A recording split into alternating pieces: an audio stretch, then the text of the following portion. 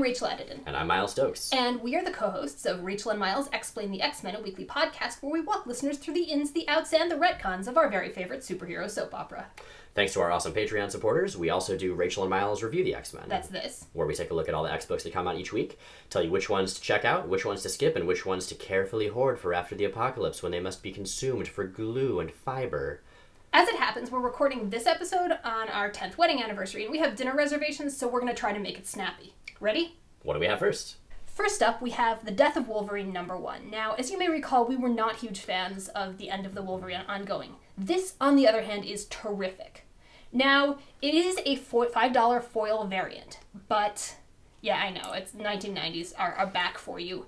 But this actually has a ton of really fascinating back matter. That's not going to be for everyone, but if you're like me and you really, really love the inside baseball technical stuff, things like really detailed layouts, scripts, there's a really long interview with Len Wein, who created Wolverine, you're going to love this, and it's going to be well worth the $5.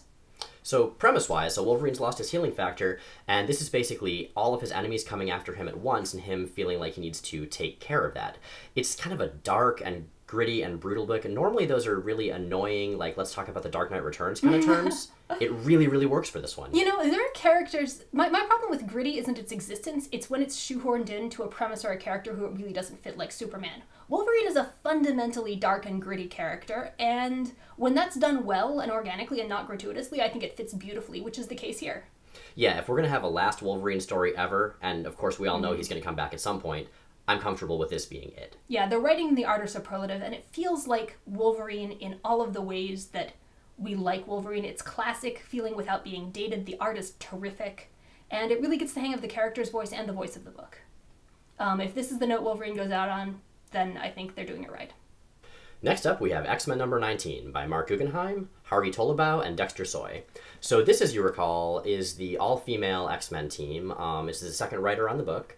And so we have characters like Storm and Rachel Summers and Psylocke off doing stuff. This time, it's a bunch of space stuff. They're out in space dealing with some things with the Shi'ar and big crazy space whales and that sort of thing. And man, based on all of this, this should be a book that I absolutely love, and I'm just having a hell of a time getting into it. Guggenheim is an okay plotter, but he's just not catching the characters' voices in recognizable ways, and that's really a deal breaker for me. Now, I will say that, for instance, when Brian Bendis started writing this big run of X-Men he's been doing, he had the same issue initially as well. So I'm willing to give Guggenheim the benefit of the doubt. Particularly, it's nice seeing Rachel Summers actually have a personality for the first time in years, even if it's a different personality than we were used to from the old Excalibur days. I don't know, man. I still don't trust anyone who makes Agent Brand's a central character, but doesn't make her a smartass. Well, there is that. One thing I will say about this book is some of the crazy space art I've really, really been enjoying. There's some really out there sort of psychedelic stuff that's actually kind of reminiscent of the old Brood saga where Carol Danvers became binary and all that stuff back from the 80s. Yeah, it's a very pretty book, and if that and the premise is enough to sell you on it, you'll enjoy it, but if you want more, it's a book to skip. Next up, we've got All New X Factor number 13. As you may recall, this was a series I was having some trouble getting into, but it feels like with this issue, Peter David has finally really caught his stride with this iteration of X Factor. What it feels like to me more than anything else is his first X Factor run. When Havoc was leading the team, they were working for the government. I feel like, in general, with the lineup of X books, Peter David's X Factor specifically has generally been the sitcom to X-Men's soap opera. And it does best in that capacity. And yeah, and this issue really, really kind of gets there for the first time in a while.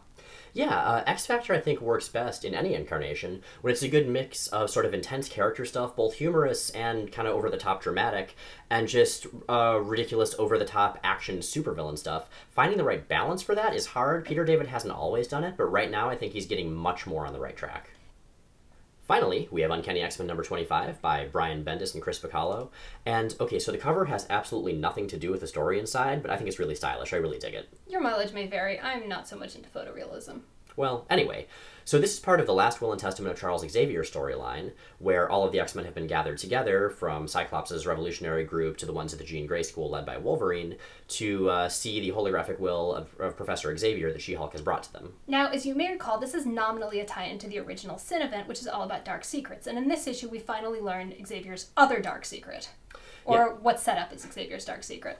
But before that, one thing I want to call out is the character interaction here, because there's a lot of drama as Xavier does his thing, and they see him not in the flesh, but in front of their faces for the first time in a while. And the character interaction, like this big fight between Cyclops and Iceman, and characters loving each other and hating each other, the dialogue is top-notch. That's something Bendis hasn't always been great at, but I really, really dig it. Yeah, it's pretty obvious that this is going to be the series that gets the band back together after, Schism and everything that followed. And we're already starting to see movement in that direction, and that's really what this issue is focused on. Now, Big Dark Secret-wise, wow. Xavier's had way worse Big Dark Secrets. X-Men Deadly Genesis, that stuff was messed up. This right here, it kind of is, but I don't know if it's really worth the hype, to be perfectly honest. Yeah, it feels like the only thing that makes it a big dark secret is that they're telling us it's a big dark secret. Everyone's reacting like it's shocking, and it's on the scale of Xavier Dickory, it's middling. That being said, if you come to X-Men for the soap opera, for the character development, for the character interaction, this is a stellar issue, and I would recommend it. If you're also, some great hugs. Some great hugs. Great hugs. If you're looking for big plot developments, we'll see where the story goes. So, Miles, what's our pick of the week? I can't believe I'm saying this. Death of Wolverine #1. I was prepared to hate this book. It's a big dumb event thing. It's about Wolverine. It's really good. Yeah, it's really good. It's great, and honestly, I'm giving it bonus points for being this good while it's a big dumb event with a foil variant cover, which is also really cool looking. Like, I really like it. It deserves to be foil. Yeah, I hope the rest of the miniseries continues. If so, this may turn from a gimmick in my eyes to something that actually is a good, solid piece of X-Men history. Word. So, how about our panel of the week? Our panel of the week is from the second to last page of Uncanny X-Men, or the second to last. There's a spread after it, but it's from near the end of Uncanny X-Men #25, and it's really subtle. It's a dialogueless panel. Let me show you it in context of the two preceding ones, and you can see if you can see why this is my favorite from this week. Okay, so I see we have the hologram of Xavier talking. He reaches out, he says his classic line, and then he's gone. So what am I missing here? Okay, so first panel of the previous page, look at Scott. Right, there he is standing there. Then look at Xavier. And then in the panel I picked, look at Scott again. Oh, geez, with the arm? And yeah. Oh, it's Scott, so subtle, dude. but once you see it, it's one of the best emotional beats of the book, and that's how visual storytelling should work.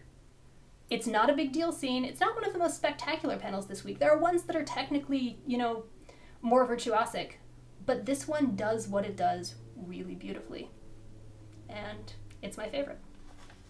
So that is it for this week. Just 4 X-books this time. It's a little bit lighter load, much more merciful. I feel good about that. Yeah, thank you, Marvel. This is, actually, this is not a good pace because it's still 16 X-books a month, but it's better. This is a good direction. We approve of that. So anyway, you can find our podcast, Rachel and Miles Explain the X-Men, on Thursdays at comicsalliance.com and on Sundays at rachelandmiles.com on iTunes and on Stitcher. As we mentioned, this week is our 10th wedding anniversary, and because we're sappy jerks, we decided to just be self-indulgent and fast forward a bit to talk about one of our favorite romances in the X universe and cover the wedding of Scott Summers and Jean Grey, who are kind of our couple. I like this one a lot. Haters to the left. So thank you always to our Patreon supporters. This would not exist without you guys, these video reviews. So if you people like their video reviews, then thank the supporters. If not, then blame them and track them down one at a time. Don't do that. Don't listen to me. Don't do that. No, dude, no. You cannot incite our viewers to violence. Seriously. If you like it, please consider supporting the podcast, or at least shouting out a thank you to the folks who are. Next week, we will actually not be here. Next week, we will be on an honest-to-God vacation, which is something we haven't done in about 8 years, so we're very excited. Yeah, so, you are going to have to review your own X-books next week. We believe in you. We'll actually catch the books that we missed the following week and do a whole lot of issues at once, which is fine. Oh, God. Do we have to do that? Afraid so. Just watch a cat video or something, meanwhile. YouTube's full of them. It'll be great. I mean, I think the worst part, though, the writing, I mean, it was never really very coherent. But these days, it's just poorly timed, inarticulate word balloons. I will say she's got a very distinct and recognizable voice. We can always, and really style in general, we can always tell that it's her walking on our chests and batting our faces at 4 o'clock in the morning. God, she's such a bad cat. I think we should drop this book. Well, you want to review some X-Men? Maybe.